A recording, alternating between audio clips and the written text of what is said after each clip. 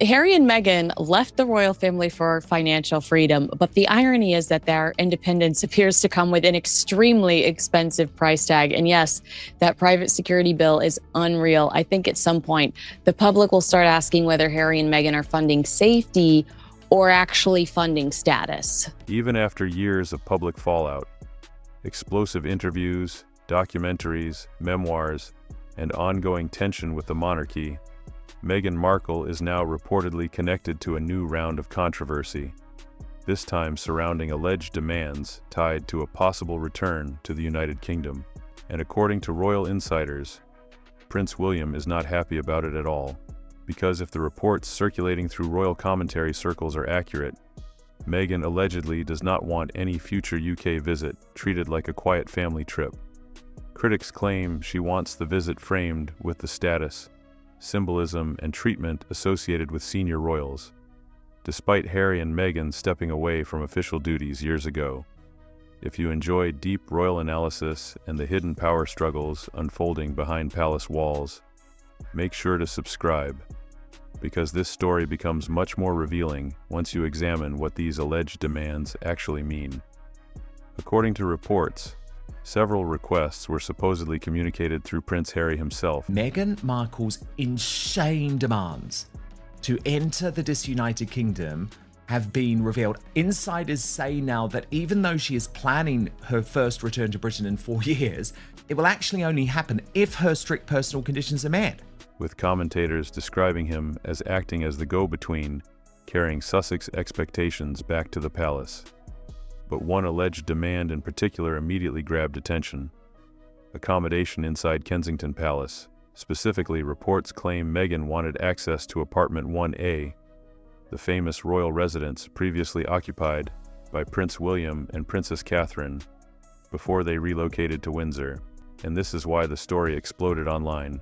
Apartment 1A is not a standard guest suite. Also around the children, she'll make these special demands, and it's like you can't negotiate or try to accommodate someone who really doesn't want to be around. It is considered one of the most prestigious royal residences connected to Kensington Palace, reportedly featuring around 20 rooms, reception spaces, staff areas, nurseries, and large private quarters traditionally associated with senior working royals. That detail matters because critics immediately pointed out the contradiction.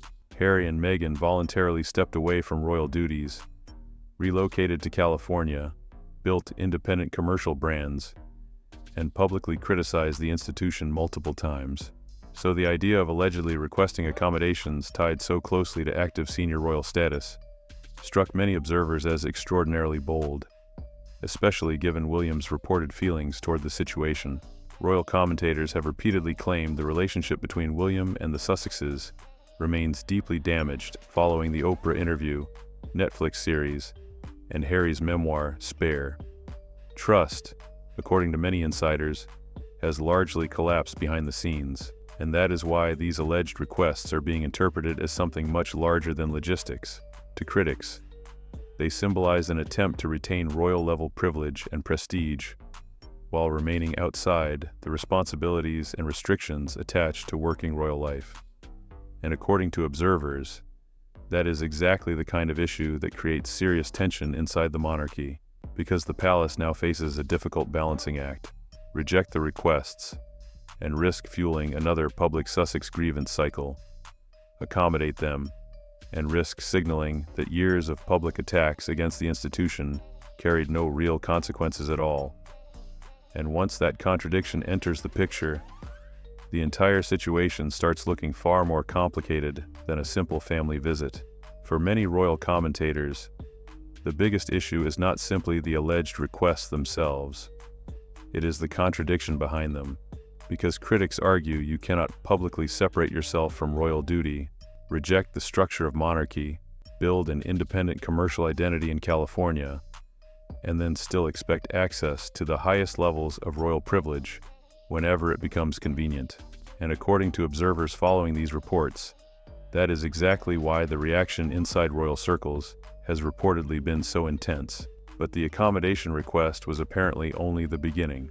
According to insider claims now circulating online, Meghan allegedly also requested access to the Wales household beauty and styling team during any future UK stay.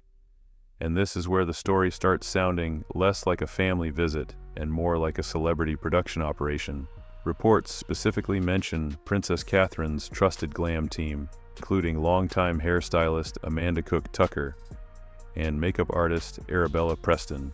According to the speculation surrounding the story, Meghan allegedly wanted priority access to those services ahead of other royal scheduling needs. Now, to be clear, none of these claims have been publicly confirmed by Kensington Palace or the Sussexes themselves, but the rumors alone have already sparked enormous debate online because of what they symbolize. For many observers, Catherine's team represents part of the future Queen's carefully managed royal operation. Access to those resources is not simply about makeup or hair appointments. It is tied directly to institutional hierarchy, trust, loyalty, and royal status. And then came the detail that reportedly shocked some palace watchers even more. According to the reports, Meghan allegedly wanted celebrity stylist Law Roach flown in to assist with appearances connected to the visit. That detail instantly intensified criticism because many commentators argued it reflected a Hollywood-style celebrity mindset, colliding directly with the more restrained image traditionally associated with the monarchy. Critics questioned what practical purpose such extravagant arrangements would even serve. After all, even active working royals are not generally viewed as operating with full celebrity entourages built around luxury image management. Royal appearances are traditionally meant to emphasize duty, diplomacy, and public service, not red carpet-level styling operations. But according to the speculation surrounding the alleged demands, Meghan's requests did not stop there either. Reports now claim she also insisted that any UK return would require what insiders described as maximum comfort, including a luxury support entourage built around her personal preferences. That reportedly included demands for a private chef and extensive lifestyle accommodations throughout the stay. And this is where the criticism becomes especially sharp, because many royal observers argue these alleged expectations appear dramatically disconnected from the financial and institutional realities of someone who is no longer a working royal. Others see it as further evidence that Meghan still views herself through a hybrid lens, neither fully outside the monarchy nor fully inside it.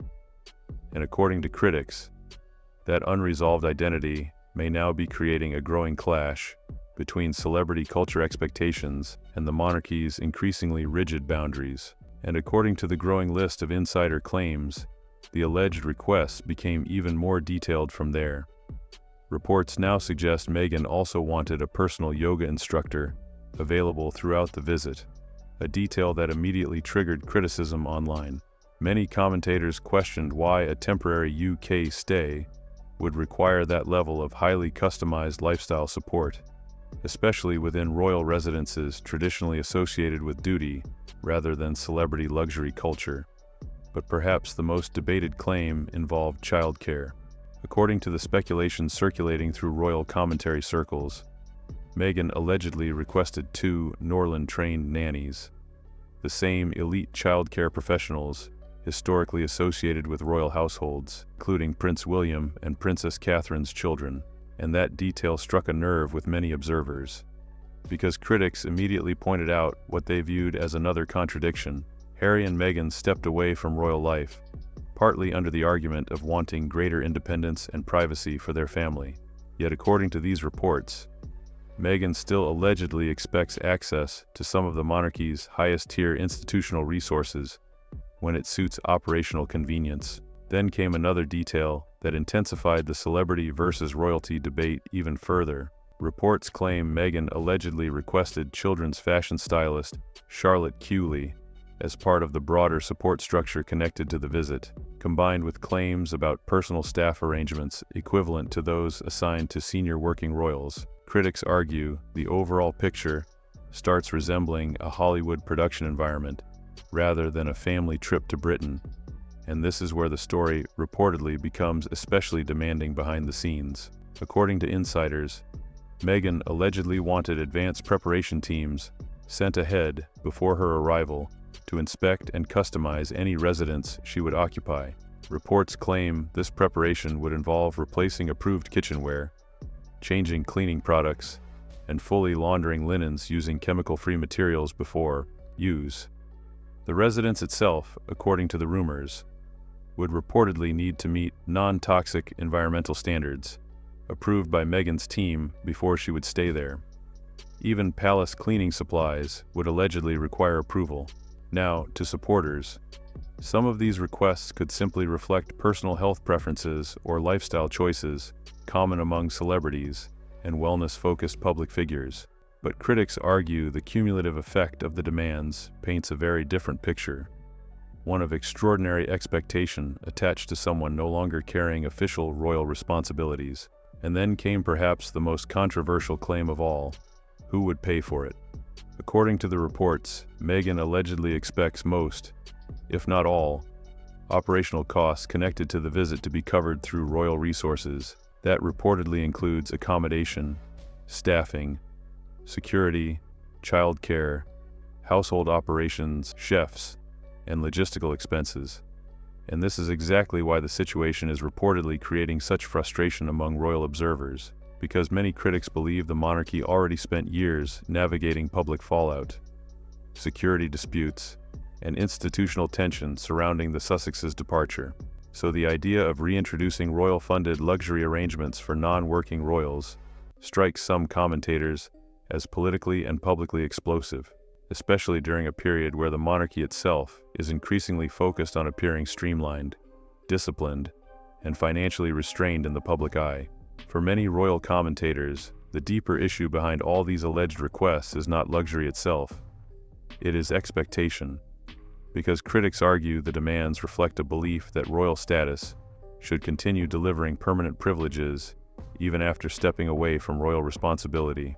And that is exactly where the public debate becomes so heated. Harry and Meghan chose independence. They left official duties, relocated to California, pursued commercial opportunities, and repeatedly emphasized their desire for a different life outside the institution. So many observers now question why royal resources should still be expected to operate at full capacity for them years later. And nowhere is that debate more intense than around security. Security has remained one of the most emotionally charged issues in the entire Sussex story ever since Harry and Meghan stepped down as senior working royals. Harry has repeatedly argued publicly that concerns surrounding safety remain serious, particularly during visits to the United Kingdom. But according to the latest insider claims, the scale of Meghan's alleged security expectations has stunned even experienced royal observers. Reports suggest she allegedly requested a team of 8 former military or special forces level bodyguards during any UK return. In addition to that, claims circulating online suggest 3 dedicated protection officers would be assigned specifically to Archie and Lilibet. And then came another detail that intensified criticism further. According to the reports, Meghan allegedly wants access to royal armored and bulletproof vehicles for all travel movements inside Britain. Critics immediately questioned whether such arrangements would exceed protections even granted to some active senior royals carrying out official state responsibilities. Now, supporters of Harry and Meghan argue security concerns surrounding the couple are genuine, especially considering Harry's status as the king's son and the level of global media attention surrounding the family. But critics counter that the alleged scale of these demands appears dramatically out of proportion for individuals no longer operating as working royals, and this is where the monarchy's larger institutional problem becomes impossible to ignore. Because if these reports are even partially accurate, the palace faces a dangerous public optics issue either way. Refusing the requests risks another public narrative about security disputes and mistreatment, but agreeing to them risks creating the perception that royal privileges remain permanently available regardless of responsibility, hierarchy, or institutional role. Then there is the issue of Archie and Lilibet. According to the speculation surrounding the story, Meghan allegedly requested dedicated fashion management for the children, including a personal stylist overseeing wardrobe planning.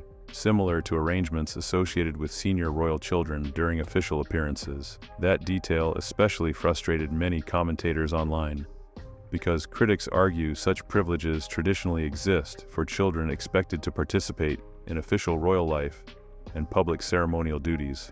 Harry and Meghan, however, chose a path built around privacy and independence outside the monarchy, and that contradiction keeps resurfacing again and again throughout these alleged demands. The Sussexes publicly separated themselves from royal structure, yet according to critics, many of the reported expectations still rely heavily on royal infrastructure, royal prestige, and royal-level institutional support. And for many observers, that is exactly why the backlash surrounding these reports has become so intense. According to the latest insider claims, Prince Harry's role in these negotiations has become increasingly focused on one central issue: protecting Meghan from what he reportedly views as a hostile royal environment. Sources now suggest Harry allegedly wants guarantees that Meghan would not face criticism, tension, or uncomfortable interactions during any future return to Britain. Reports claim he requested measures designed to ensure she feels emotionally protected throughout the visit, including what some commentators describe as special handling from palace staff and careful management of interactions behind the scenes. And that request reportedly frustrated some insiders immediately, because within royal protocol, emotional guarantees are almost impossible to formally provide. Even senior royals who have served the institution for decades do not receive assurances about media treatment, public reaction, or interpersonal dynamics behind palace walls. But according to the speculation surrounding these talks, Meghan allegedly wants something even broader: protection from negative public perception itself. Reports claim Harry believes Meghan should be treated with the same level of deference and respect afforded to active senior royals, despite the Sussexes no longer carrying out official duties. Palace insiders, according to commentators, found that expectation difficult to reconcile with reality. And this is where the entire situation reportedly became deeply frustrating for Prince William, because from the Wales household perspective, critics argue these negotiations no longer resemble discussions about a family visit. Instead, they allegedly resemble negotiations surrounding a celebrity appearance or Hollywood contract writer, with detailed personal conditions attached before any agreement can move forward. That perception matters enormously. Royal life traditionally operates around duty first and personal preference second.